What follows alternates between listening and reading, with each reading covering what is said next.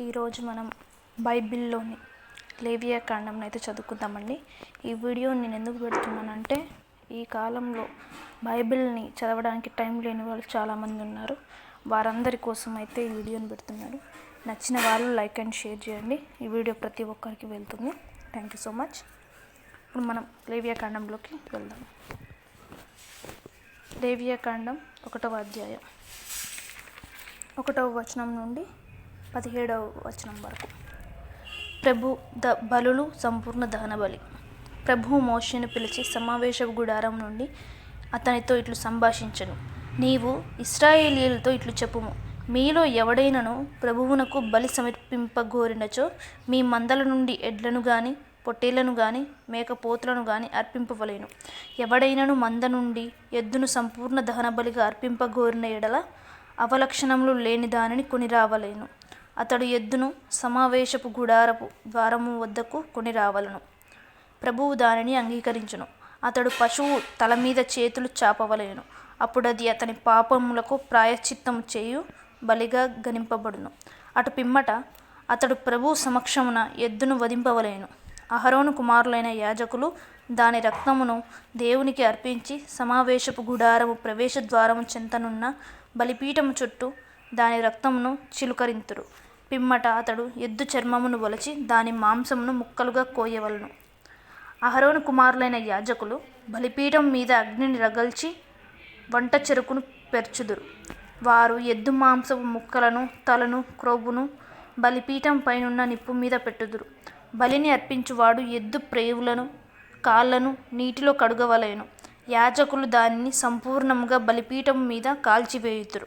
ఆ దహన బలి సువాసన వలన ప్రభువు సంతృప్తి చెందును. కాని ఎవడైనను పొట్టేలును గాని మేకపోతును గాని సంపూర్ణ దహన బలిగా అర్పింపగోరినప్పుడు అది అవలక్షణములు లేనిదై ఉండవలెను. అతడు దానిని బలిపీఠమునకు ఉత్తర దిక్కున యావే సాన్నిధ్యమున దానిని వధింపవలెను. అహరోను కుమారులైన యాజకులు దాని రక్తమును బలిపీఠము చుట్టూ చల్లుదురు. తరువాత అతడు దానిని ముక్కలుగా కోయవలెను. యాజకుడు దాని మాంసపు ముక్కలను తలను క్రొవ్వును బలిపీఠం పైనున్న అగ్ని మీద పెట్టును. బలి నర్పించువాడు దాని ప్రేవులను కాళ్లను నీటిలో కడుగవలెను. యాజకుడు ఆ పశువును సంపూర్ణముగా బలిపీఠం మీద కాల్చివేయును. ఆ సంపూర్ణ దహన బలి సువాసన వలన ప్రభువు సంతృష్టి చెందును. కాని ఎవడైనను పశువునకు బదులుగా పక్షిని సంపూర్ణ దహన బలిగా అర్పింపగోరనేని తెల్ల గువ్వను గాని యువ పావురమును గాని సమర్పింపవలెను. యాజకుడు దానిని బలిపీఠము చెంత కొనివచ్చి దాని తలను విరచి బలిపీఠము మీద దహింపవలెను. దాని నెత్తురును బలిపీఠం మీద పిండవలెను. మరియు అతడు దాని ఈకలను కడుపులోని మలమును తీసివేసి బలిపీఠముకు తూర్పు వైపున బూడిదను కుమ్మరించు తావున పారవేయవలెను. యాజకుడు దాని రెక్కలను 2 భాగములుగా చీల్చవలెను. కాని దానిని వేరు చేయరాదు. ఆ పిమ్మట దానిని బలిపీఠం పైనున్న అగ్ని మీద కాల్చివేయవలెను. ఈ సంపూర్ణ దహన బలి సువాసన వలన ప్రభు సంతృష్టి చెందును. 2వ అధ్యాయం లేవియా కాండం 2వ అధ్యాయం ధాన్యబలి. ఎవడైనను ప్రభువునకు ధాన్యబలిని సమర్పించగోరిన గోధుమ పిండిని గైకొని దాని మీద ఓలీవు నూనెను పోసి సాంబ్రాణిని ఉంచవలేను. అతడు ఆ పిండిని అహరోను కుమారులైన యాజకుల వద్దకు కొనిరావలేను. యాజకుడు దాని నుండి పిడికెడు పిండిని చేరెడు ఓలీవు నూనెను మొత్తము సాంబ్రాణిని తీసుకుని బలిపీఠం మీద దహించును. దహింపబడిన ఈ కొద్ది భాగము అర్పణగా తెచ్చిన పూర్తి భాగమునకు జ్ఞాపకార్థమగును. అది ప్రభువునకు అర్పింపబడిన బలియగును. ఈ దహన బలి సువాసన వలన ప్రభు సంతృష్టి చెందును. ధాన్య బలిలో మిగిలిన పిండి అహరోనునకు అతని కుమారులకు చెందును. ప్రభువునకు అర్పింపబడిన దహన బలిలోనిది కనుక ఆ మిగిలిన పిండి పరమ పవిత్రమైన నైవేద్యమగును. మీరు పొయ్యి మీద కాల్చి రొట్టెలను బాగా సమర్పించినప్పుడు వానిలో పులియజేయు పదార్థమును చేర్పరాదు. నూనె కలిపిన పిండితో తయారైన లావుపాటి రొట్టెలు కానీ నూనె చిలకరించిన పలుచని రొట్టెలు కానీ తయారు చేయవచ్చును. మీరు పెనం మీద కాల్చిన రొట్టెలను బలిగా అర్పించినప్పుడు ఓలీవు నూనె కలిపిన మొత్తము గోధుమ పిండితో వానిని చేయువలెను. కానీ పులియజేయు పదార్థమును చేర్పరాదు. ఆ రొట్టెను ముక్కలుగా చేసి వాటి మీద నూనె పోసి బలిగా అర్పింపుడు. మీరు కుండలో కాల్చిన రొట్టెలను అర్పించినప్పుడు ఓలీవు నూనె కలిపిన గోధుమ పిండితో వానిని చేయవలెను.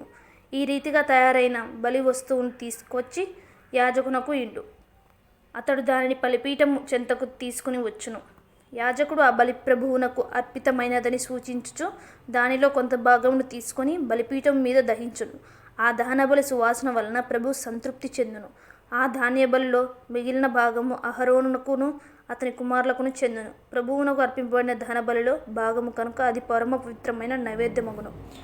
మీరు ప్రభువునకు అర్పించు ధాన్య బలులలో పులియజేయు పదార్థములను చేర్పరాదు. పులియజేయు పదార్థమును గాని తేనెను గాని ప్రభువునకు దహన బలిగా అర్పింపరాదు. అయినను ఆ ధాన్యములను ప్రభువునకు ప్రథమ ఫలముగా అర్పింపవచ్చును.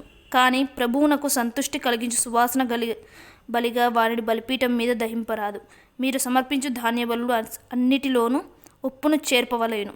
మీ దేవుని నిబంధనములో విధింపబడిన ఉప్పు ప్రతి ధాన్య బలిలో ఉండవలెను కనుక ప్రతి బలిలో తప్పనిసరిగా ఉప్పును చేర్పుడు. మీరు ప్రభువునకు ధాన్యములో ప్రథమ ఫలములు అర్పించినప్పుడు పచ్చని వెన్నుల నుండి గట్టి ధాన్యమును వేయించి విసిరి అర్పింపుడు. ఓలీవు నూనెను సాంబ్రాణిని వానిలో చేర్పుడు. ఆ బలి ప్రభువునకు అర్పితమైనదని సూచించుచు యాజకుడు ధాన్యంలో కొంత భాగమును నూనెలో కొంత భాగమును సాంబ్రాణిని తీసుకొని బలిపీఠం మీద దహించును. అది ప్రభువునకు దహన బలియగును. ఈ వీడియోలో 1-2 అధ్యాయాలు చెప్పడం జరిగిందండి. మిగతా అధ్యాయాలు ఇంకో వీడియో తీయడం జరుగుతుంది. నచ్చిన వారు లైక్, షేర్ అండ్ సబ్స్క్రైబ్ చేయండి. మీరు చేయడం వల్ల ఇంకా కొంతమందికి ఈ వీడియో చేరే అవకాశం ఉంది. Thank you so much. Thanks for watching.